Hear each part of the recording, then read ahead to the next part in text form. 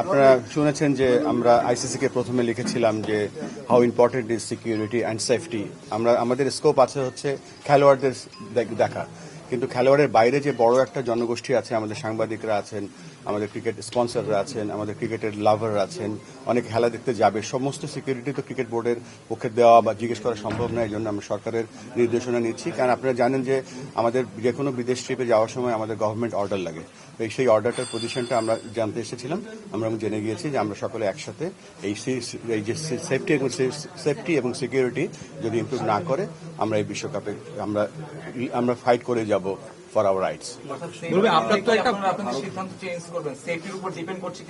সম্পূর্ণ না, এটা তো আমরা তো একটা ভ্যালিড রিজন নিয়ে কথা বলছি বা আমরা রেজ করছি। আমরা তো এতগুলো বিশ্বকাপ খেলেছি, কখনো এই ধরনের কথা বলিনি। আমাদের কাছে মনে হচ্ছে তাই আমরা এটা রেজ করেছি স্ট্রংলি।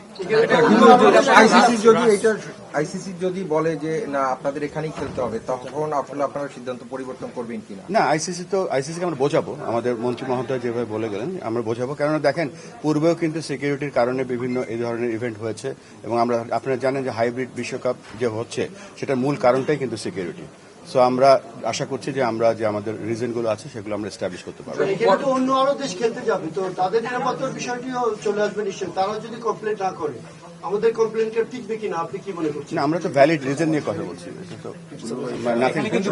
দেখেছেন তো মুস্তাফিজ যখন একটা খেলোয়াড়কেই যখন দেখলাম যে শৃঙ্খলা সিকিউরিটি দিতে অসুবিধা কারণেই তো তাকে বাদ দেওয়া হয়েছে, তখন একটা দল, একটা পুরো বাংলাদেশের জনগোষ্ঠী যারা খেলা দেখতে যাবে, এটা তো বিরাট ব্যাপার।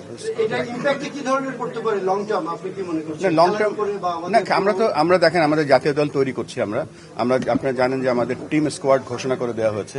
আমাদের কিন্তু এই বিপিএলটা অনুষ্ঠিত হচ্ছে, কিন্তু ওয়ান অফ দ্য রিজন যে টি-20 ফরম্যাটে আমাদের টিমটা যেন ইউজ টু হয়, সবকিছু আমাদের দিক থেকে আমরা প্রস্তুতি রাখছি।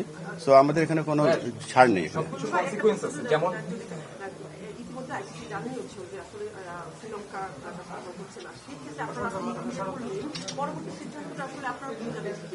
এই যে একটা প্রোপাগান্ডা চলছে যে আইসিসি আমাদেরকে জানিয়েছে শ্রীলঙ্কা খেলা সম্ভব না, এই ধরনের কোনো কথাই হয়নি আমাদের কারোর সাথে।